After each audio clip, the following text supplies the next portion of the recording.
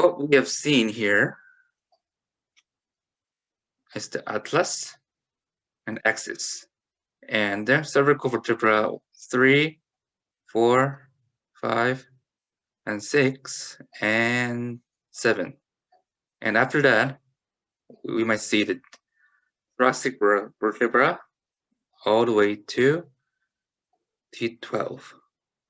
And, oh, sorry. Next, we see your lumbar vertebra all the way to L5, just like I explained. And you might see the sacrum. Okay, that looks like a lot of contents already today, isn't it? Okay. And here is called the coccyx, which is the primitive form of your tail.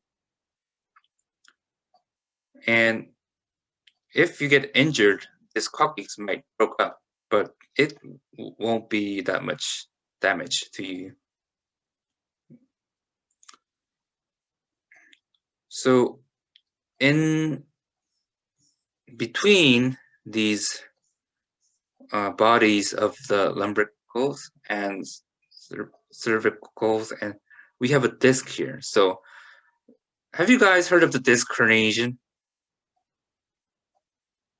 Yes. Yeah. Oh yeah, that happens when this vertebra gets like old and like losing its potentials of elasticity, and the disc kind of like comes out, and you guys might see this foramen where the nerves of the spinal cord goes, and actually like it compresses the spinal cord and makes you pain, and can actually cause paralysis. So quadriplegia, which comes when you actually get in the cervical disc herniation, is like quad. So quad means 4. So if both arms and both legs gets paralyzed. When it becomes to the herniation of the disc of your lumbricals, then you get diplegia. So which means only your below your toes, your legs might be paralyzed and unable to function, or they might get decreased function. One more thing I might emphasize in this introductory lecture might be the spinous process, which means this, it looks like a spine here.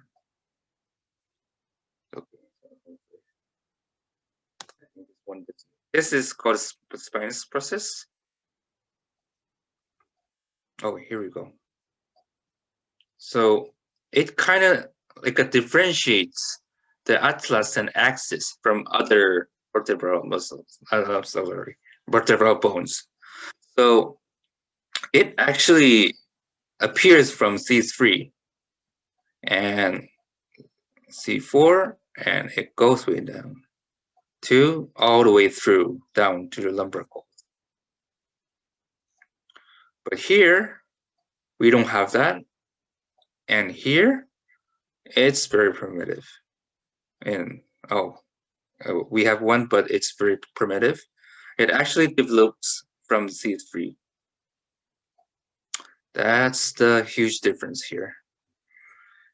And what else I can tell is the faucets between here are meant to connect each other. So they're very important. They're not just holes.